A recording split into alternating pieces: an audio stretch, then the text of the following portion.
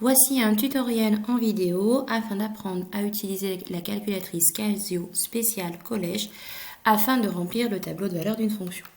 Donc on considère ici une fonction f de x qui est égale à 2x au cube moins 5x et nous voulons remplir le tableau de valeur ci-dessous.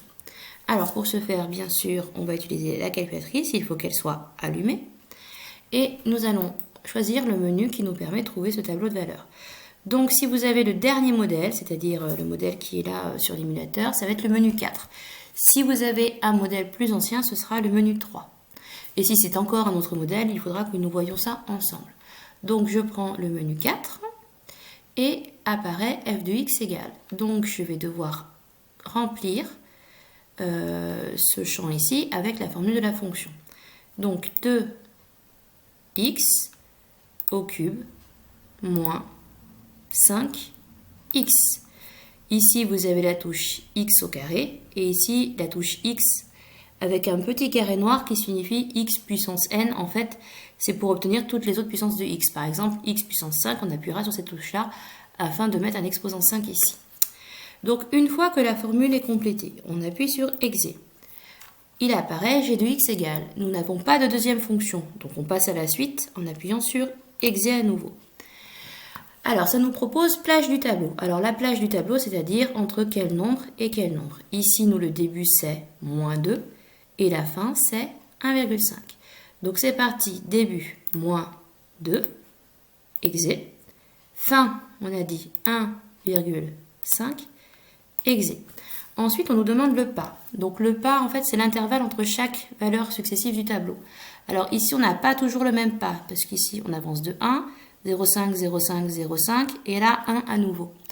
Donc en fait, comme on a plein de petits intervalles de 0,5, on va choisir un pas de 0,5.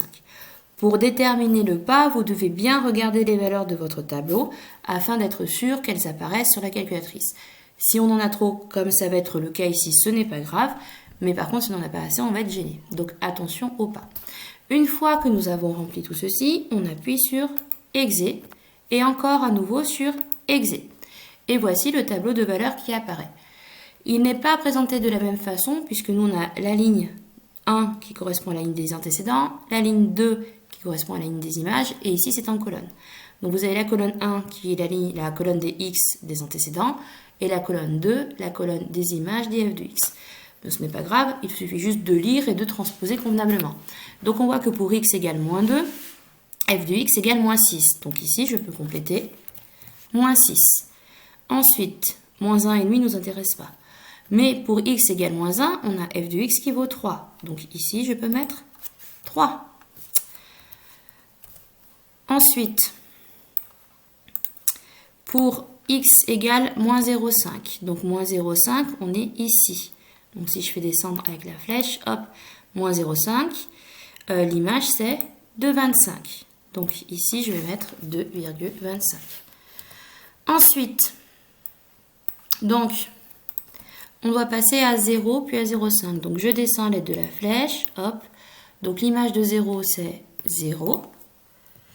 L'image de 0,5, c'est moins 2,25. Moins 2,25. Et je dois descendre pour avoir l'image de 1,5. 1,5, c'est moins 0,65. Pardon, moins 0,75, son image. Et voilà, nous avons complété le tableau de valeur de cette fonction.